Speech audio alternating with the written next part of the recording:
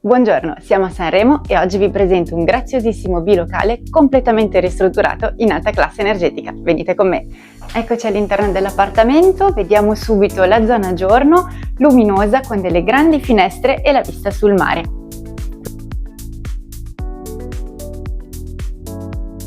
Qui troviamo un comodo salotto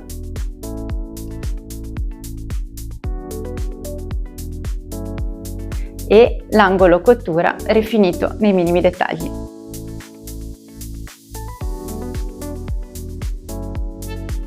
Passiamo ora alla zona notte, questo ricordiamo l'ingresso, a destra c'è il bagno con una comoda doccia e questa è la camera matrimoniale, adiacente ad un altro terrazzo che ha la vista sulle prime colline.